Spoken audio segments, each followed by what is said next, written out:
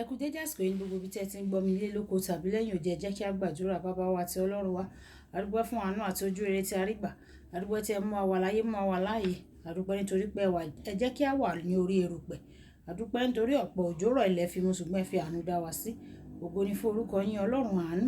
Ọ̀rọ̀ náà tí àgbọ́lé ni kó ṣe ọkàn àti ara wa ní rere. Àti pé kí ẹ̀yin ìmọ́lẹ̀ òtítọ́ kí ẹ tan ìmọ́lẹ̀ sínú òkùnkùn tó wà nínú ayé wa. Kí a má ṣe rìn nínú òkùnkùn mọ́, ṣùgbọ́n kí a máa rìn nínú ìmọ́lẹ̀ yín. Torí tí a gbàdúrà lórúkọ Jésù Kristi Olúwa wa. Àmín. Ìwé ọ̀run ṣíṣí tí a ti ọwọ́ olùṣọ́ àgùntàn Enoch Adeboye kọ. Èní ọjọ́ Ẹtì, ọjọ́ kejìdínlógún oṣù kẹjọ. Ọjọ́ kejìdínlógún oṣù kẹjọ. Àkòrí tí a gbé yẹ̀wò sọ wípé láti inú òkùnkùn sí ìmọ́lẹ̀ apá kẹrin. Láti inú òkùnkùn sí ìmọ́lẹ̀ apá kẹrin. Nígbà tí a mú àkọsórí wa nínú ìwé Léfítíkò orí ìkẹrìndínlọ́gbọ̀n ẹsẹ̀ ìkẹsàn-án. Léfítíkò orí ìkẹrìndínlọ́gbọ̀n ẹsẹ̀ ìkẹsàn-án tí ó kà báyìí pé nítorí tí èmi ò fi ojú rere wò yín, èmi ò sì mú yín bú sí, èmi ò sì sọ yín di púpọ̀, èmi ò sì gbé májẹ̀mú mi kalẹ̀ pẹ̀lú yín. Nígbà tí a mú bíbélì kíkà wa nínú ìwé Genesis orí ìkíní ẹsẹ̀ ìkẹrìndínlọ́gbọ̀n títí dé ẹsẹ̀ ìkọkànléníọgbọ̀n. Genesis orí ìkíní ẹsẹ̀ ìkẹrìndínlọ́gbọ̀n títí dé ẹsẹ̀ ìkọkànléníọgbọ̀n tí ó kà báyìí pé Ọlọ́run sì wí pé jẹ́ kí a dá ènìyàn ní àwòrán ara wa gẹ́gẹ́ bí ìrí wa, kí wọn kí ó sì jọba lórí ẹja òkun àti lórí ẹyẹ ojú ọ̀run àti lórí ẹranko àti lórí gbogbo ilẹ̀ àti lórí ohun gbogbo tí ń rákò lórí ilẹ̀. Bẹ́ẹ̀ ni Ọlọ́run dá ènìyàn ní àwòrán rẹ̀, ní àwòrán Ọlọ́run ni ó dá a, àti akọ àti abo ni ó dá wọn. Ọlọ́run sì súre fún wọn. Ọlọ́run sì wí fún wọn pé ẹ máa bí sí, ẹ máa rẹ̀ sí, kí ẹ sì gbilẹ̀, kí ẹ sì ṣe ìkáwọ́ rẹ̀, kí ẹ sì máa jọba lórí ẹja òkun àti lórí ẹyẹ ojú ọ̀run àti lórí ohun alààyè gbogbo tí ó ń rákò lórí ilẹ̀. Ọlọ́run sì wí pé kíyèsi, mo fi ewéko gbogbo tí ó wà lórí ilẹ̀ gbogbo tí ń so èso fún yín àti igi gbogbo nínú èyí tí ń ṣe igi eléso tí ń so, èyí ni yóò máa ṣe oúnjẹ fún yín. Àti fún gbogbo ẹranko ilẹ̀ àti fún gbogbo ẹyẹ ojú ọ̀run àti fún gbogbo tí ń rákò lórí ilẹ̀ tí í ṣe alààyè ni mo fi ewéko tútù gbogbo fún ní oúnjẹ. Ó sì rí bẹ́ẹ̀. Ọlọ́run sì rí ohun gbogbo tí ó dá sí kíyèsi dáradára ni, àti àṣálẹ́ àti òwúrọ̀ ó di ọjọ́ kẹfà. Kí Olúwa kí ó bùkún kíkà àti gbígbọ́ ọ̀rọ̀ rẹ̀ wáyé. Ẹ jẹ́ ká tẹ́tí bẹ̀rẹ̀ jẹ́ láti gbọ́ ohun tí olùṣọ́ àgùntàn Enoch Adeboye ní fún wa ní èní ọjọ́ Ẹtì. Òkùnkùn ní í ṣe pẹ̀lú ìyàgàn. Èyí túmọ̀ sí pé ìmọ́lẹ̀ jẹ́ ìṣèso.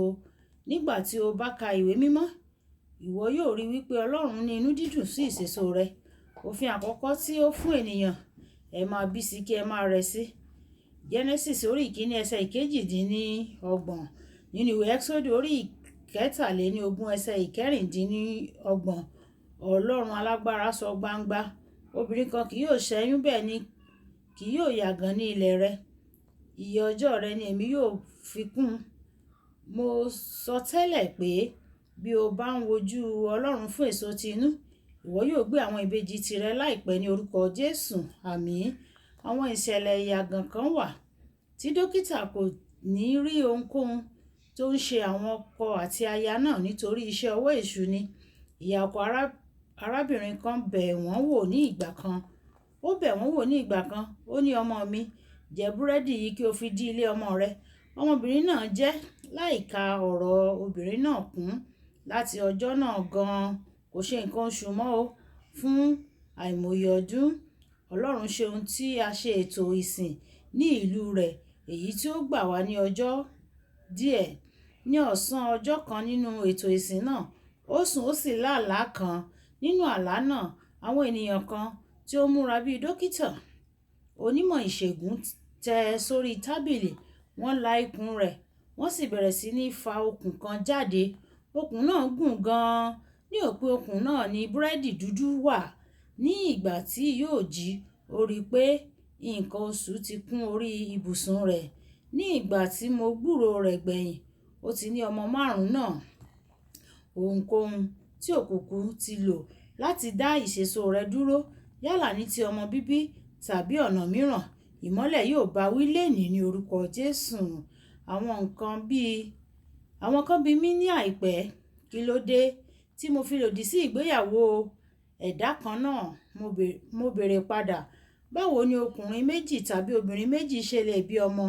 Wọ́n dárúkọ àgbàtọ́, ṣùgbọ́n ta ni yóò bí ọmọ tí wọ́n fẹ́ gbàtọ́ yẹn pàápàá?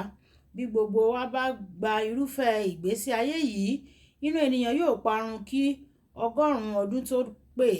Mo sọ fún wọn pé irọ́ ni èṣù ń pa. Mi ò bìkítà ohun tí àwọn ènìyàn tàbí ilé ìsọ̀ lè sọ.